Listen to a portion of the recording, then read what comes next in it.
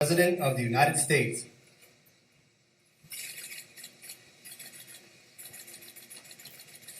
Thank you very much. Thank you. Happy Labor Day. That was really a very special time I had speaking to some of the labor union heads and other people. They're very happy with the way things are going. As you probably see, the numbers are terrific.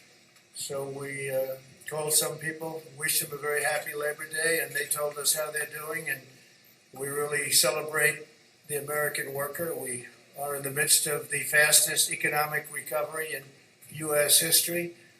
So we have a lot to be thankful for, including this really beautiful day. So I thought we'd do this outside as opposed to in your more normal place. The United States experienced the smallest contraction of any major Western nation. You probably know that. You look around and see how we're doing compared to every other nation. And our rise is spectacular. And we're rebounding much more quickly from the pandemic. The U.S. economy added 1.4 million jobs last month. We've added a record-setting 10.6 million jobs since May. 10.6 million jobs since May. That's a record that is not even close. Second place is a long ways away. In July, the Congressional Budget Office was projecting unemployment over 10.5% through the end of 2020. So they thought 2020, and maybe it would be a lot longer than that. Some projections where you'd go through the entire year, and that includes a lot of months in the following year, 2021. And instead, the unemployment rate plunged, really to the surprise of many. And that's the second largest single month decline on record. And we have the first. We have both of them. So we have the two number one declines. Decline meaning positive, not negative. We're currently witnessing the fastest labor market recovery from an economic crisis in history, world history. By contrast, Biden presided over the worst, the weakest, and the slowest economic recovery since the Great Depression. It was a long, slow slog, and it was a very small in growth and very small in every other factor that you need. It was the weakest recovery. Under my leadership, next year will be the greatest economic year in the history of our country, I project. And some people are starting to agree. We have a V shape. It's probably a super V. And you see what's going on with the stock market, where it's, in certain cases, already setting records. And NASDAQ has set 17 records already. And this is as we're hopefully rounding the final turn in the pandemic. First, we'll end the pandemic under Operation Warp Speed.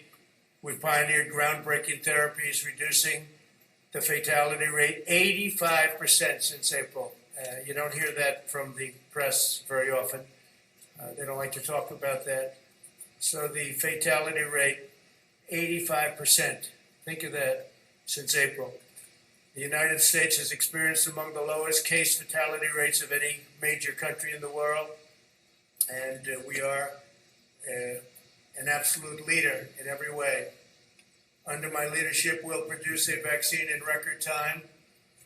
Biden and his very liberal running mate, the most liberal person in Congress, by the way, is not a competent person, in my opinion, would destroy this country and would destroy this economy. Should immediately apologize for the reckless anti-vaccine rhetoric that they are talking right now, talking about endangering lives, and it undermines science. And what's happening is all of a sudden you'll have this incredible vaccine, and because of that fake rhetoric, it's a political rhetoric, that's all it is, just for politics, because now they see we've done an incredible job, and in speed like nobody's ever seen before. This could have taken 2 or 3 years, and instead it's going to be done in a very short period of time. Could even have it during the month of October. So contrary to all of the lies, the vaccine, that they're politicalized. They'll say anything. And it's so dangerous for our country, what they say. But the vaccine will be very safe and very effective, and it'll be delivered very soon. You could have a very big surprise coming up. I'm sure you will be very happy, but the people will be happy. The people of the world will be happy. Next, we'll return to unprecedented prosperity through our pro-American policies. We'll pass new tax cuts to boost take-home pay. We're going to be cutting taxes very substantially. We get it back through growth. We had tremendous growth until we got hit with the China virus. We'll continue our historic regulatory reduction campaign. We've, as you know, in 3.5 years, we've cut more regulations than any other administration, no matter how long, no matter what period of time you're talking about. We'll enact fair trade deals, and we're working on 7 major fair trade deals right now. And when I say fair, fair to our country, because our country was ripped off by every nation. Friend, foe, didn't matter. Every nation was ripping us off at a level that it's just unbelievable, to be honest. We're going to be expanding our opportunity zones, and we will keep that going. It's been a tremendous program. I want to thank Senator Scott, South Carolina, for coming up with that whole concept, because he came up and I liked it right away, and it's really turned out to be a tremendous thing, especially for African Americans, Hispanic Americans. We'll continue to unleash American energy. We're number 1 in the world, and we're totally energy independent right now. And in 2021, we'll create 10 million jobs at least in the first 10 months. Joe Biden, the radical socialist Democrats, would immediately collapse the economy. If they got in, they would collapse it. You'll have a crash the likes of which you've never seen before. Your stocks, your 401ks. Remember, it's the people that own these massive listed companies. A lot of people, rich people, not so rich people, and middle income people, and those stocks will crash like you've never seen before. The Biden plan begins with a $4 trillion tax hike, and that will end everything, including growth. There won't be growth. There'll be total contraction. Biden's also pledged to demolish the U.S. energy industry and implement the same policies causing blackouts in California. He wants to have things lit up with wind. He'll have to talk to China, Russia, India, and lots of other countries, because they're not doing that. And if they're not doing it, it puts us at a tremendous economic disadvantage, and it doesn't work. You take a look at the blackouts in California. It's really rather amazing what's going on there. They've tried to go, and that's just with a small portion going that route. That doesn't work, and it can't fire up our big plants. We're going to have this great industry that we've created. Can't fire up our big plants. Biden's plan for the China virus is to shut down the entire U.S. economy. He's going to totally rely on somebody to walk up. Yes, sir, it's time to shut it down. He'd be laying off tens of millions of workers and causing countless deaths from suicide, substance abuse, depression, heart disease, and other very serious illnesses. Because when you do a shutdown, there's a problem on the other side. It's not just from the virus. You have a big problem with suicides, with losing your jobs, with all sorts of things. You just take a look. Depression is a massive problem. What happens is they turn to substance abuse, alcohol, drugs. So we can't do that. And then we'd have to give up all of the gains that I've been talking about over the last 3 months. What we have done is incredible. We're setting records all over the world. No matter where you go, nobody has done what we've been able to do.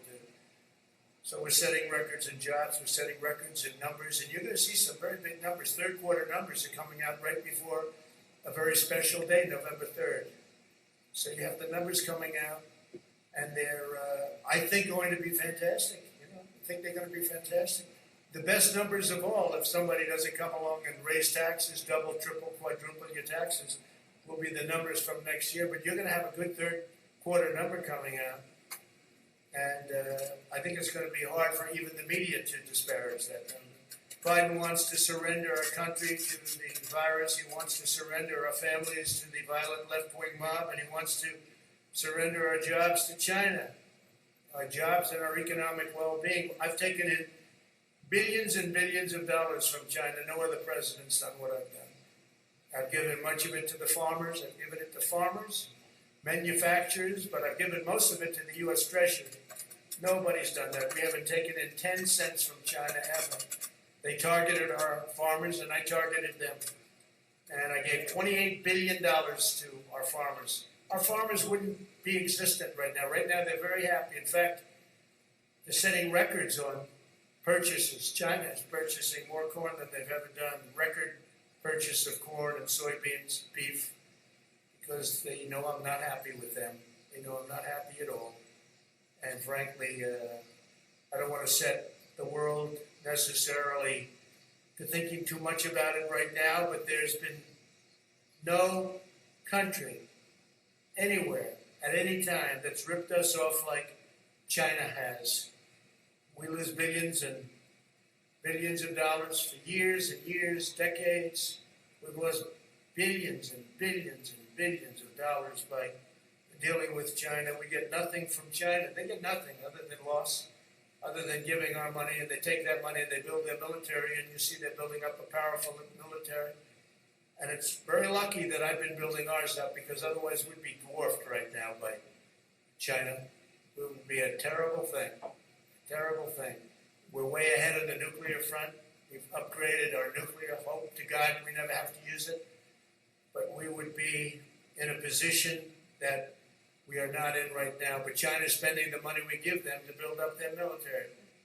So when you mention the word decouple, it's an interesting word. So we lose billions of dollars, and if we didn't do business with them, we wouldn't lose billions of dollars. It's called decoupling, so you'll start thinking about it. You'll start thinking. They take our money and they spend it on building airplanes and building ships and building rockets and missiles. And Biden has been just a pawn for them. He's been so easy, they dream about Biden. There was a report today that they hope that Joe Biden becomes president. If Joe Biden becomes president, China will own the United States, and every other country will be smiling also. They'll be smiling. When reports come out that certain countries don't really like me too much, that's not because of my personality, although it could be that also, frankly. It's because of the fact that I've been very tough on countries that have been ripping us off for so many years. If you look at NATO, with the exception of 8 countries, we're one of them. Every country is way behind. They're delinquent, especially Germany, in paying their NATO bills. That means we end up paying it, and we're not doing it. I told them, we're not doing it. And they've increased their spending now, $130 billion, going up to $400 billion a year. It's all because of me. Then you hear the country doesn't like me. I mean, I can understand that. Because President Obama and other presidents, in all fairness, would go in there and they'd make a speech and they'd leave. I went in there, I looked, and I said, this is unfair. We're paying for NATO. We're paying for NATO. Almost all of it. So they rip us off on the military, and then they rip us off with the European Union on trade. And Biden doesn't have a clue. You know he doesn't have a clue. Everybody knows he doesn't have a clue. In prime time, he wasn't good. And now, it's not prime time. He spent 47 years sending American jobs to China, to Mexico, and to other countries while collecting millions of dollars in campaign and super PAC contributions from global corporations that got rich by making American workers poor. His son, where's Hunter? Where's Hunter? I call him Where's Hunter. Walked away with $1.5 billion to manage, even though he never did that before. He walked away with a fortune from Ukraine, from China, and from other countries. Between his son and his brother, you ought to read the statements. And the press doesn't pick that up. If I ever did that, it would be hell, even worse than it's been. Okay, even worse than it's been. What he's done is so incredible. I won't give them the $1 billion, he says. I won't give them unless they get rid of that prosecutor. And then voila, they got rid of the prosecutor. And the press doesn't even want to talk about it. You talk about quid pro quo. With me, there was none. With him, he's right on tape, and you don't want to cover it. You should be ashamed of yourselves. The press should be ashamed of themselves. With Biden, shipped away our jobs, threw open our borders, and sent our youth to fight in these crazy, endless wars. And it's one of the reasons the military, I'm not saying the military is in love with me, the soldiers are. The top people in the Pentagon probably are, because they want to do nothing but fight wars so that all of those wonderful companies that make the bombs and make the planes and make everything else stay happy. But we're getting out of the endless wars. You know how we're doing.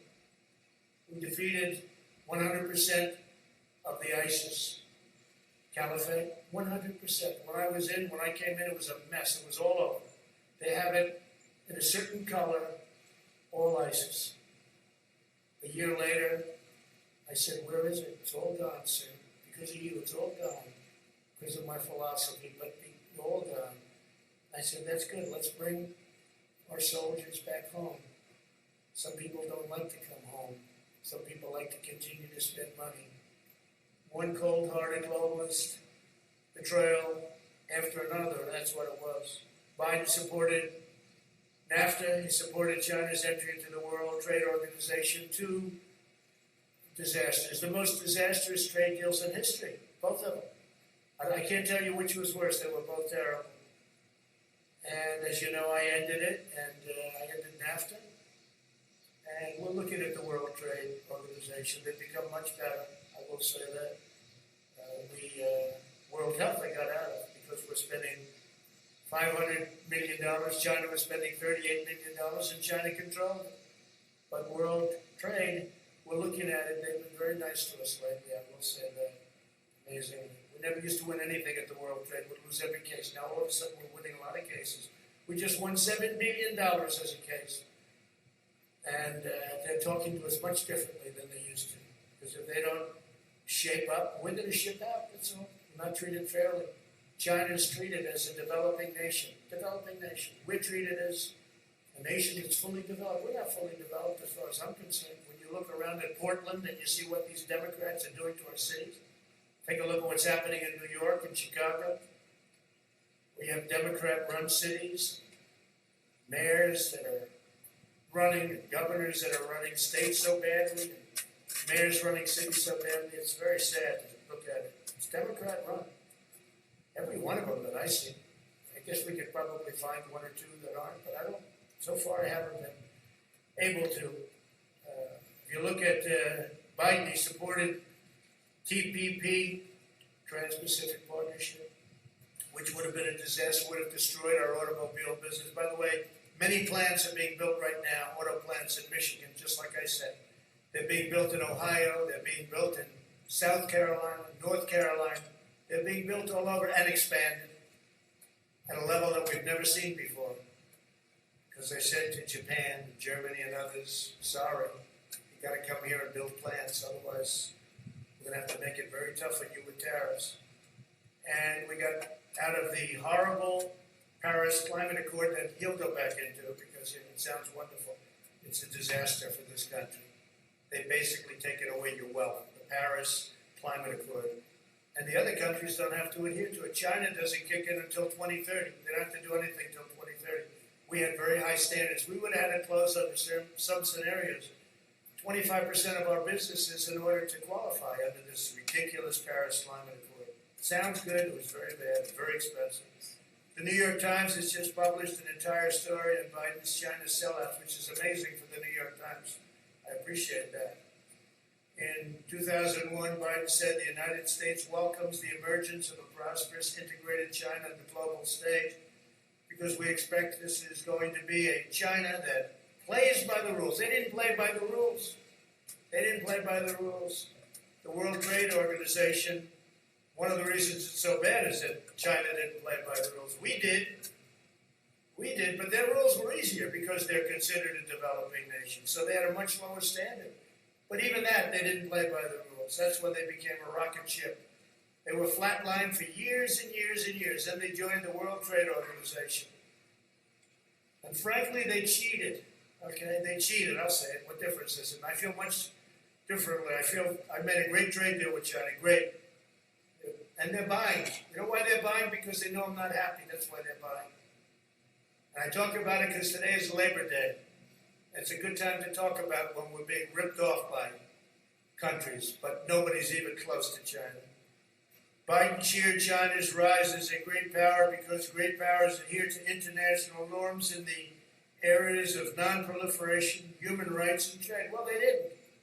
They took advantage of stupid people. Stupid people. And Biden's a stupid person. You know that. You're not going to write it. But you know that.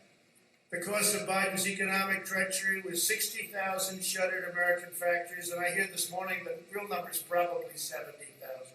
70,000 shuttered American factories, and he's talking about how wonderful it is with China. Now, China's been very bad, on top of which we had the China plague sent to us, and other viruses, nothing near this area, but the swine. We had other viruses sent in over the years that came from China. I wonder why.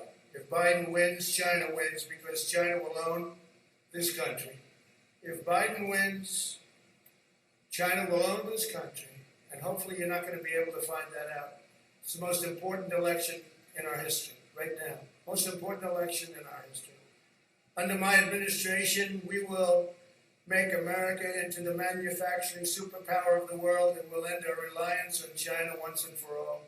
Whether it's decoupling or putting in massive tariffs like I've been doing already, we're going to end our reliance on China because we can't rely on China. And I don't want them building a military like they're building right now. They're using our money to build it. We'll manufacture our critical medical supplies in the United States. We'll create made-in-America tax credits and bring our jobs back from China to the United States, and we'll impose tariffs on companies that desert America to create jobs in China and other countries. If they can't do it here, then let them pay a big tax to build it someplace else and send it into our country. We'll prohibit federal contracts from companies that outsource to China, and we'll hold China accountable for allowing the virus to spread around the world. Now you can understand why China would much rather see Sleepy Joe than Donald Trump. But as long as I'm president, we will never waver in our undying loyalty to the American worker and to our country as a whole. So, happy Labor Day, everybody. Yeah. Yeah.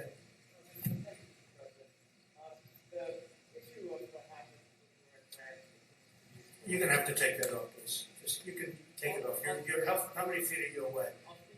Well, if you don't take it off, you're very muffled. So if you would take it off, it would be a lot easier. I'll just speak a lot louder. Is that better? It's better. Yeah, it's better. Mr. President, some people are having a hard time believing your denial of the Atlantic supporter because of what you said about John McCain in the past. Do you understand that? And how do you ask John? No, I don't And understand. how do you ask John Kelly to refute that story? No, I don't understand it at all, no, because I've always been on the opposite side of John McCain. John McCain liked wars. I will be a better warrior than anybody, but when we fight a war, we're going to win them.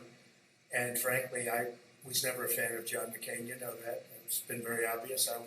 But I had to approve his entire funeral. I wanted him to get. He deserved a first class. You know, it all was approved by me. We sent Air Force One to pick up the casket, a lot of things. But no, I was not a fan of John McCain because he wanted the endless wars. And I didn't. I thought that the way the vets were taken care of, our great vets, was not good, not appropriate. And of course, he took the fake dirty dossier and gave it over to the FBI. So this is not somebody I'm not supposed to say, what a wonderful guy. So, you know what? I lived with him. He lived with me, but we had different philosophies. I think my philosophy is right. I think it's turned out to be right. But I wasn't a fan. But I respect people, and I respect a lot of people. That doesn't mean I necessarily have to agree with him, and I didn't agree with him on a lot of things.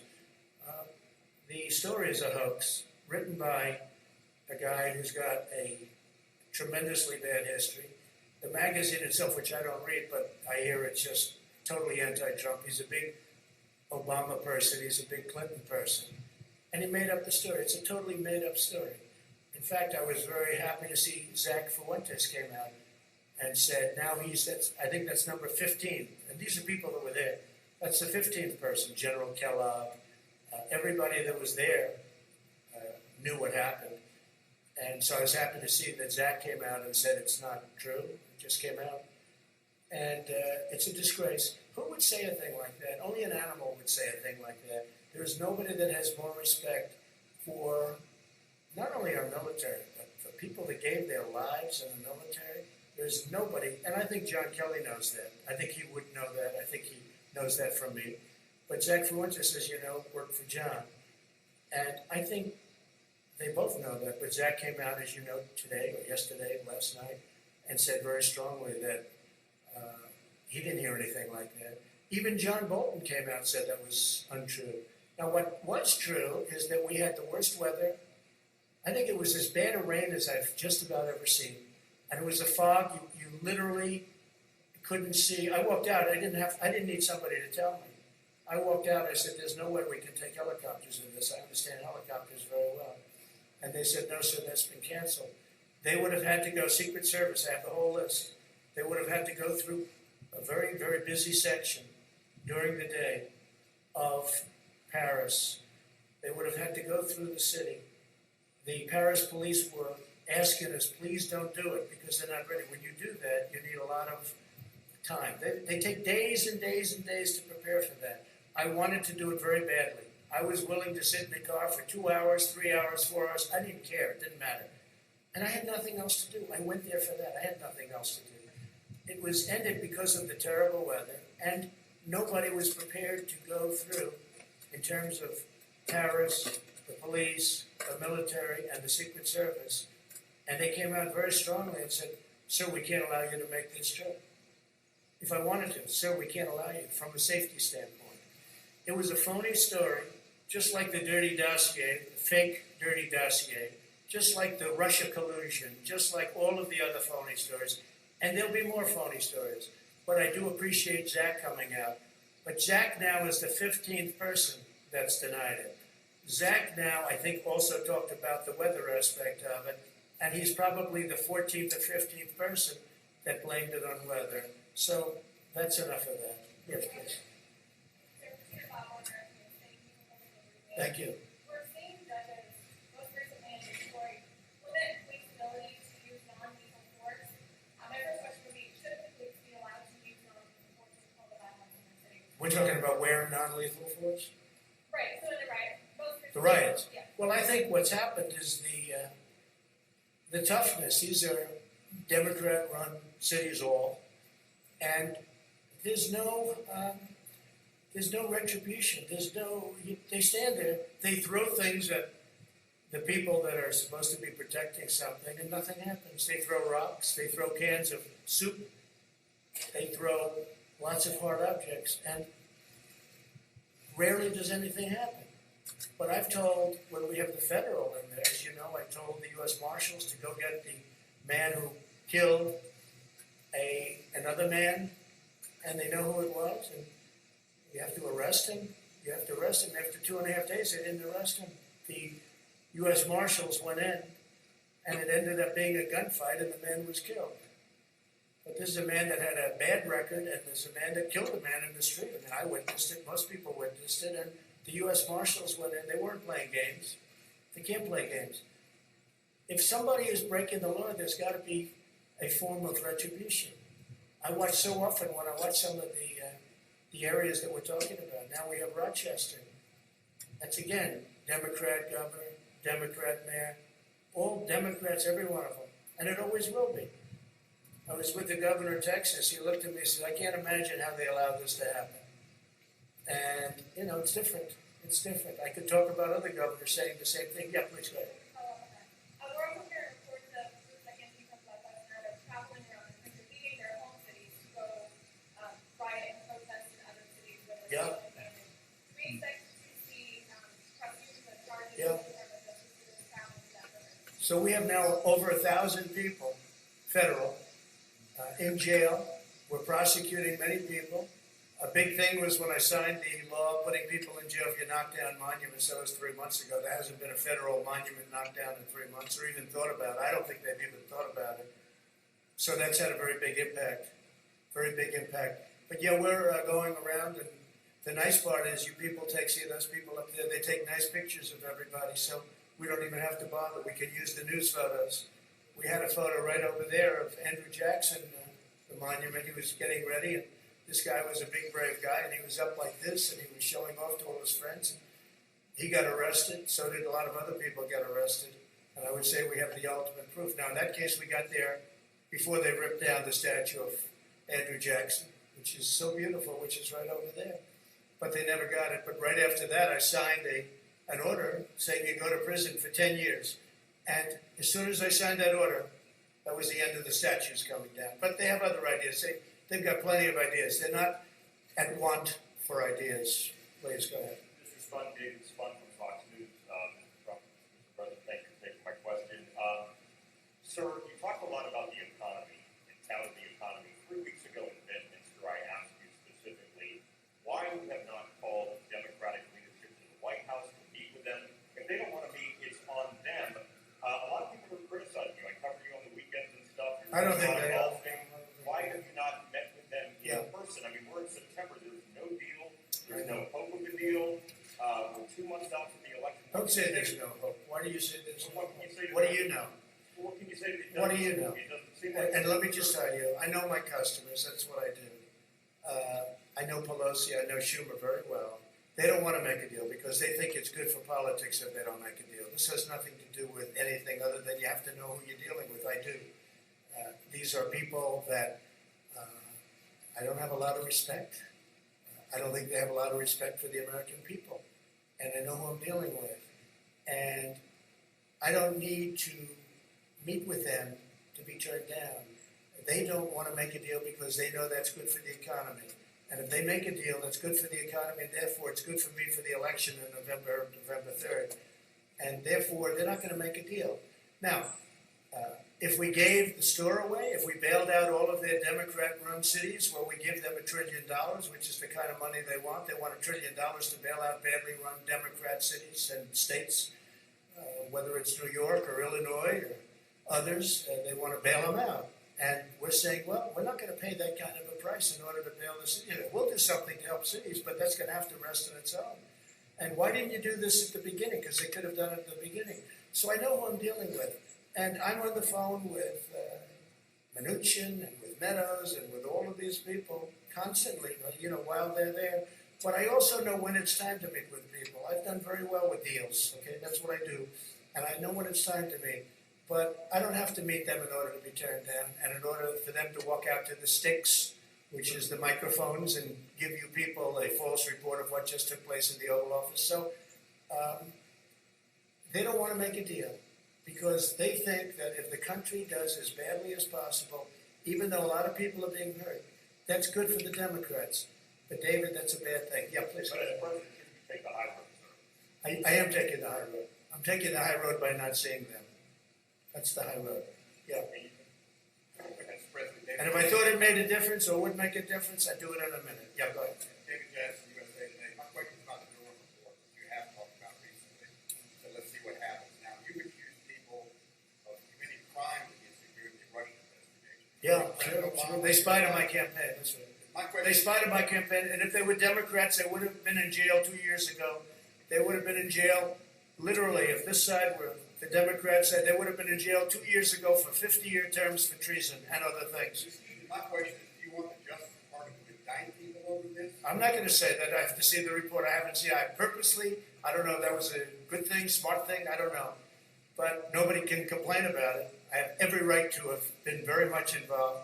And maybe someday I'll get involved in it. They spied on my campaign, and that includes Biden and Obama. They spied on my campaign trying to defeat me. They wrote up a fake dossier that has proven to be totally fake, written by Christopher Steele, paid for by Hillary Clinton and the Democrats. And they used that illegally in the FISA courts. If we did what they did, you would have many people in jail right now.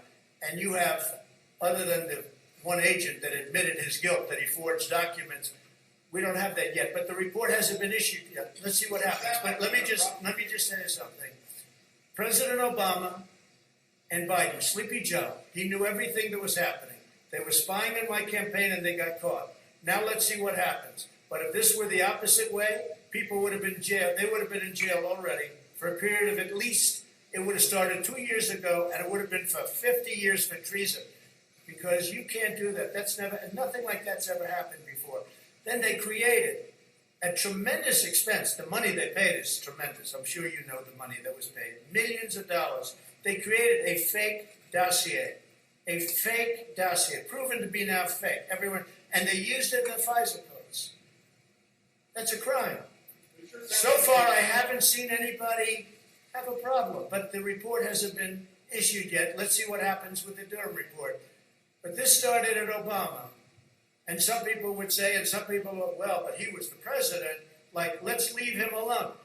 If it were me, they wouldn't be leaving me alone. I can tell you, it's a totally double standard, and it's a disgrace. And if I were a Republican senator, and if I were a Republican congressman, and we have some great ones, but we have a lot of them that don't fight the way that the other side fights. We have much better policy. We have much better things going for us, like borders and walls and immigration and no sanctuary cities and they have a lot of bad stuff going. But they're dirty fighters. And the dirtiest fight of all is the issuance of 80 million ballots. Unrequested. They're not requested. They're just sending 80 million ballots all over the country. 80 million ballots, non-requested. I call them unsolicited ballots. That's going to be the dirtiest fight of all. People are going to get ballots. They're going to say, what am I doing? And then they're going to harvest. They're going to do all the things. And if you look at the last period of 6 months, take a look at the races where they've sent ballots out.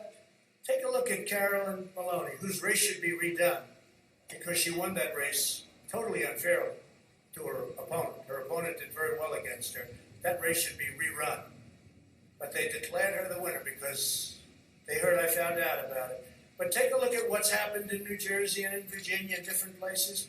It's a disgrace. That'll be a beauty. Yeah, please. Thank you, Mr. President. If proven true, are you okay with Postmaster General DeJoy and the fact that he asked former employees at his private company to make donations to the GOP and then reimburse them? Are you okay with that? I don't know too much about it. I read something this morning, but I don't. Other than that, I have to see it.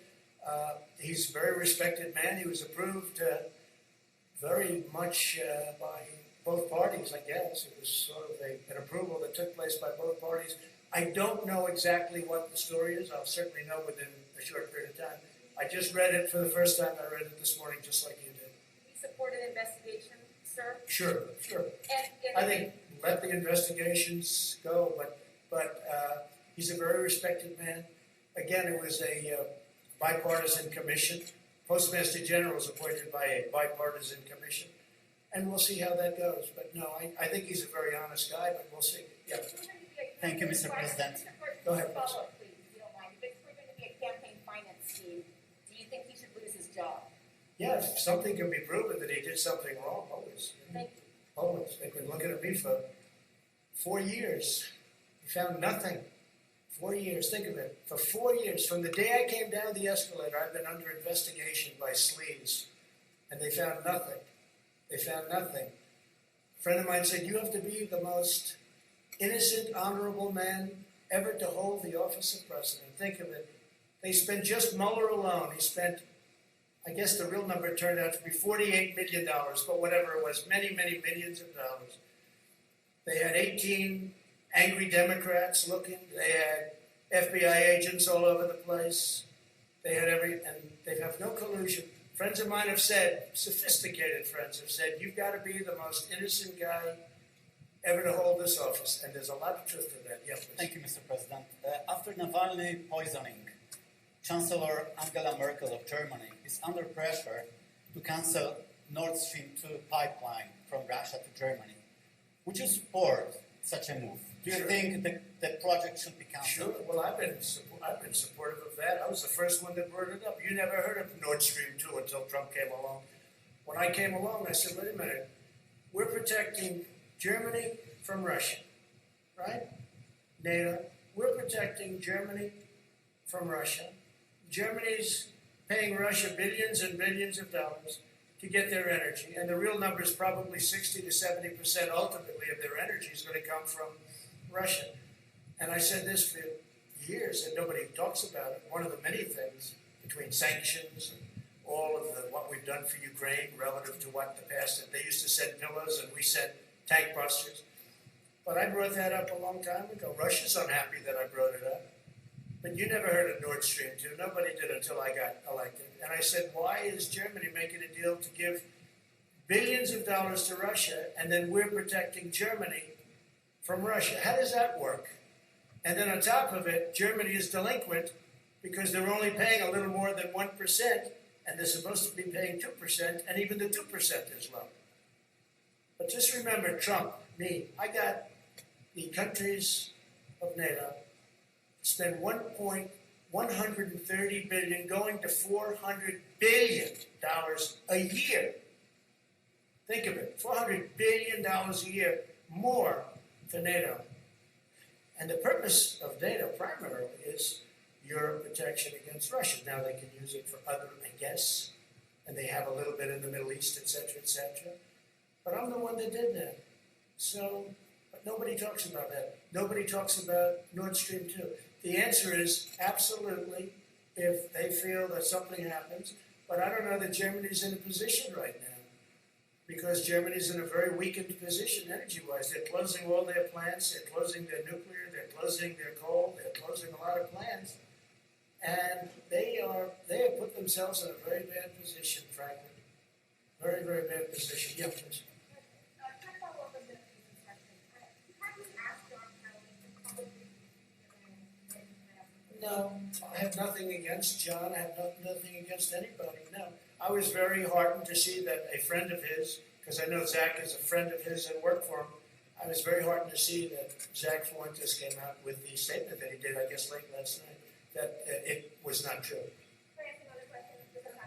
Mr. President, what exactly is un-American about federal government training programs that are aimed at improving inclusivity? Well, we're going to do a report. Yeah, I fired those people. They're all gone.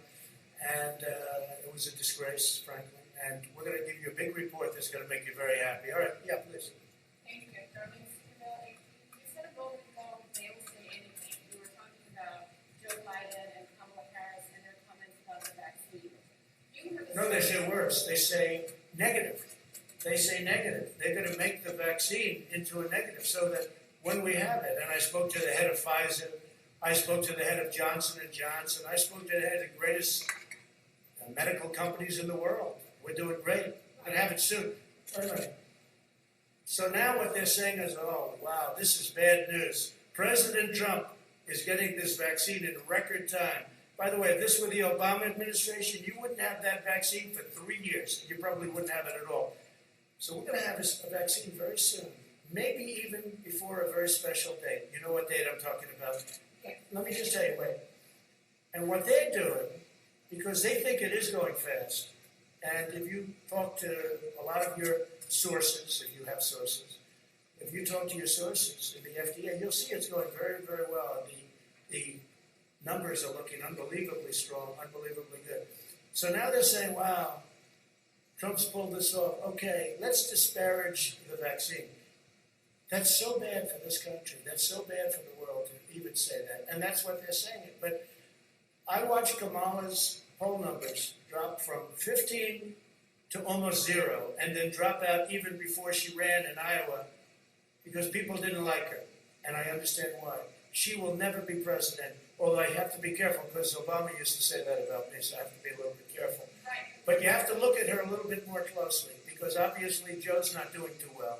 So you're going to have to look at her a little bit too closely. But she's talking about disparaging a vaccine so that people don't think the achievement was a great achievement. I don't want the achievement for myself. I want something that's going to make people better, that people aren't going to get sick with.